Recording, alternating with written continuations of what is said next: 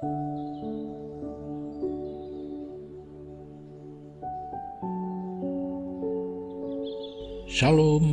selamat pagi saudara-saudari di dalam kasih Tuhan kita Yesus Kristus. Selamat bertemu kembali dalam renungan pagi kita pada pagi hari ini. Nah, kita mengucap syukur karena peluang ataupun kesempatan sekali lagi untuk kita dapat bersama-sama di dalam renungan pagi kita pada pagi hari ini. Nah, jadi saudara-saudari, untuk melanjutkan renungan kita pada pagi hari ini, sebelum kita mendengarkan ataupun berbagi sedikit daripada kebenaran firman Tuhan, jadi saya sekali lagi dengan senang hati mengajak kita semua untuk sama-sama menghadap Tuhan di dalam doa kita bersama. Jadi mari kita berdoa. Tuhan Bapa kami di surga, di dalam nama Tuhan Yesus Kristus, Bapa kami bersyukur pada pagi hari ini Tuhan, karena sekali lagi dengan keadaan yang baik kami sudah dibangkitkan dari tidur kami, lalu menikmati hari yang baru yang Tuhan sediakan untuk kami pada pagi hari ini. Nah, demikian juga Tuhan Yesus, kami berterima kasih di atas segala berkat dan kebaikan bahkan pertolongan Tuhan dalam kehidupan kami selama ini sehingga pada hari ini. Nah, kami menyerahkan juga Tuhan ibadah kami pada pagi hari ini, kiranya Tuhan memimpin kami, Tuhan menyertai kami, supaya di dalam pertemuan kami dapat merasakan hadirat Allah bersama-sama dengan kami. Terima kasih Tuhan Yesus, kami berdoa, kami mengucap syukur hanya di dalam nama Tuhan Yesus Kristus, Tuhan dan Juru Selamat kami. Amin. Saudara-saudari, pada pagi hari ini saya mau berkongsi dengan kita bersama-sama tentang satu tema yang ya simpel saja, seperti kata orang ya, sesuatu yang simpel saja. Jadi tema kita yang menjadi pokok renungan kita pada pagi hari ini saudara adalah takdir menjadi orang Kristen. Ya, itu takdir orang Kristen. Jadi kita tahu apa itu takdir ya. Ini kira-kira akan menjawab pertanyaan bagaimana sebenarnya menjadi orang Kristen. Nah, ini yang dikatakan takdir orang Kristen. Nah, jadi bagaimana menjadi orang Kristen? Jadi apanya yang boleh kita katakan bahwa kita adalah orang Kristen? Nah, jadi apa yang membezakan kita sebagai orang Kristen dan yang bukan Kristen? Nah, jadi saudara-saudari, dalam masa yang singkat yang kita gunakan, jadi sangat tidak mungkin kita boleh menghuraikan sepenuhnya ya. Dan saya percaya dan yakin bahwa ini adalah satu perkara yang harus kita bahas dengan panjang lebar. Nah, namun dengan kesempatan yang cukup singkat, jadi saya hanya mau berkongsi, mungkin hanya menyentuh tentang perkara-perkara yang dikatakan sebagai major thing, the main thing, ataupun hal-hal utama sebenarnya yang akan menjawab apa yang dikatakan sebagai takdir orang Kristen ya. Nah, jadi apa sebenarnya orang Kristen? Nah, jadi saudara-saudari, dengan itu saya ingin mengajak kita bersama-sama membaca Alkitab kita di dalam kitab 1 Yohanes pasal yang kedua.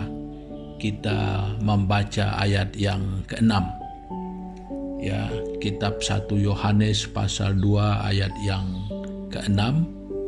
Jadi yang berbunyi begini, barang siapa mengatakan bahwa ia ada di dalam Dia, ia wajib hidup sama seperti Kristus telah hidup. Nah, jadi saudara-saudari, melalui pembacaan kita ini, nah, setidak-tidaknya menjawab dalam satu pokok renungan yang merupakan dasar daripada apa yang kita ingin perkatakan adalah ini, menjadi orang Kristen adalah menjadi sama seperti Kristus. Nah, jadi itu yang dikatakan sebagai orang Kristen. Nah, jadi orang Kristen artinya menjadi sama seperti Kristus. Christ-like kata orang ya, menjadi sama seperti Kristus. Nah, dari sini mungkin banyak persoalan ya, bagaimana yang dikatakan menjadi sama seperti Kristus. Nah, apa yang sebenarnya yang dikatakan sama seperti Kristus? Mungkinkah hal itu berlaku begitu? Nah, jadi itu yang saya katakan tadi, ini merupakan tajuk pembahasan yang mungkin agak panjang lebar. Ya, namun pada pagi hari ini saya berkongsi 4 perkara utama ya, yang saya percaya juga kalau kita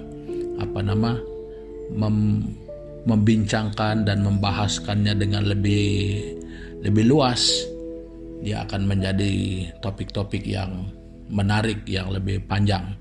Nah, namun pada pagi hari ini apa saja di dalam diri manusia itu yang harus sama seperti Kristus ya. Kristen, Christ-like ya, menjadi orang seperti Kristus. Nah, itulah takdir kita menjadi orang Kristen ya, supaya kita menjadi seperti Kristus. Nah, jadi yang saya maksudkan dengan pokok utama, apa yang harus sama seperti Kristus. Nah, ini adalah pokok utama ya, hal-hal utama yang harus sama seperti Kristus. Nah, yang pertama adalah cara ataupun corak pemikiran kita. Nah, jadi ini yang harus sama seperti Kristus. Ya. Jadi kita dapat melihat bahwa hanya orang yang sungguh-sungguh mengalami pembaharuan. Nah, jadi untuk sama menjadi seperti Kristus di dalam corak pemikiran itu bermakna pemikiran yang sudah diubahkan. Ya. Pemikiran yang diubahkan, pemikiran yang menjadi seperti mana pikiran Kristus. Nah, jadi pikiran Kristus ini ya kita sudah tahu bahwa terlalu banyak kalau kita membaca di dalam Alkitab. Tetapi yang menarik ya, pikiran yang suka mementingkan orang lain daripada mementingkan diri sendiri. Nah, itu salah satu. Saya bukan katakan hanya itu salah satu daripada corak pemikiran yang ada pada Kristus, daripada pemikiran kita manusia biasa saja yang selalu mempunyai pikiran yang berpusat pada diri kita sendiri. Everything, hampir semuanya adalah memikirkan tentang diri kita. Tetapi Kristus, dia tidak memikirkan hal yang seperti itu. Ya, pikirannya dia mementingkan orang lain. Dia mementingkan kita, dia mementingkan manusia. Nah, jadi buktinya dia tidak mempertahankan ya keilahiannya, tetapi sanggup mengambil rupa menjadi seperti manusia dan merendahkan diri, sehingga hasil daripada merendahkan diri itu dia sanggup ya, biarpun kita yang mempunyai dosa, kita yang buat dosa, dia sanggup supaya dia yang mati menggantikan dosa itu bagi kita. Kita tidak perlu mati, oleh itu dia disalibkan. Nah, jadi pemikiran yang tidak sampai di sana yang tidak mengerti tentang pikiran Yesus, jadi orang akan mempertanyakan, kalau dia Tuhan kenapa dia mati? Nah, itulah Tuhan yang sesungguhnya. Dia sanggup. Karena di hadapan Tuhan, hal yang paling Tuhan benci adalah dosa. Jadi dosa itu merupakan satu pelanggaran yang sangat-sangat menentang kepribadian, kesucian Allah itu sendiri. Nah, jadi kalau itu dikatakan menentang, bermakna itu adalah satu pemberontakan terhadap Allah. Nah, jadi Allah sudah menetapkan bahwa hukuman dosa adalah kematian. Nah, jadi itu berarti bahwa Tuhan memandang serius tentang tentang dosa. Nah, jadi saudara-saudari, pemikiran Kristus, dia memikirkan bagaimana manusia itu harus selamat. Nah, jadi dia mementingkan kita. Nah, jadi saudara-saudari, itu satu perkara yang harus berlaku di dalam kita, yang akan membuatkan kita menjadi sama seperti Kristus ketika pikiran kita menjadi seperti Kristus memikirkan. Nah, jadi perkara kedua adalah tentang perasaan kita. Nah, jadi karena yang diubahkan itu adalah manusia, karena yang harus sama seperti Kristus itu adalah tentang kita. Jadi makanya dari kitalah sebenarnya apa yang perlu sama seperti Kristus. Nah, kalau tadi adalah pola pikiran ataupun corak pemikiran, jadi yang kedua adalah tentang perasaan kita. Nah, manusia yang biasa, kita katakan biasa, samalah manusia yang belum serupa dengan Kristus. Kita juga sama, selalu mau hanya menjaga perasaan kita sendiri. Jadi semuanya tetap berbalik kita. Ya, karena kita hanya mementingkan diri sendiri. Tetapi Kristus, dia mempunyai perasaan kasih, punya belas kasihan yang cukup luar biasa. Dia sanggup mengampuni karena dia punya kasih yang luar biasa. Itu perasaan yang lebih besar daripada pelanggaran kita. Nah, jadi itulah yang memampukan, itulah yang mengubahkan, itulah yang memberikan jaminan kepada kita. Nah, jadi oleh karena perasaan Kristus itu, dia punya perasaan kasih dan belas kasihan yang luar biasa. Nah, jadi itu sebabnya di dalam hukum Allah, jadi disenarai 10 hukum itu, kasih itu adalah merupakan senarai pertama. Kasihilah, kasihilah, kasihilah. Nah, jadi dari sana dasarnya. Nah, yang ketiga yang merupakan hal pertama yang di dalam kita yang harus menjadi sama seperti Kristus adalah keinginan kita. Dari mana keinginan kita? Bagaimana keinginan kita? Nah, sekali lagi, kita sebagai manusia ini, keinginan kita adalah segalanya yang memuaskan kita. Nah, itu keinginan kita. Nah, tetapi keinginan Kristus, dia menginginkan kebenaran itu supaya berlaku di dalam kita. Dan keinginan dia melakukan kehendak Bapaknya untuk kita. Nah, jadi saudara-saudari, tidak ada yang berfokus kepada pribadi, tetapi keinginan Kristus mengerjakan keinginan Bapaknya untuk kita. Nah, jadi saudara-saudari, yang saya kongsikan ini, sekali lagi saya katakan, ini adalah hanya yang dikatakan tajuk besar dia saja. Jadi kalau dibahas dengan lebih meluas, dia akan menjadi pembahasan yang panjang dan lebih waktu kita untuk membicarakannya. Nah, jadi yang terakhir yang ingin saya kongsikan pada pagi hari ini adalah persamaan dari pola hidup kita ataupun karakter ataupun pembawaan kita. Nah, kalau di dalam Alkitab dia pernah menyebut hendaklah hidupmu berpadanan dengan Injil Kristus. Nah, bermakna kehidupan kita itu diubah menjadi dari kehidupan yang berdosa sekarang menjalani hidup yang sesuai dengan Injil itu sendiri. Nah, kabar baik itu sendiri. Siapa kabar baik? Apa kabar baik? Kristus dan firman-Nya yang telah Dia nyatakan dan yang telah Dia tunjukkan kepada kita. Jadi perubahan itu, kesamaan itu dari segi karakter.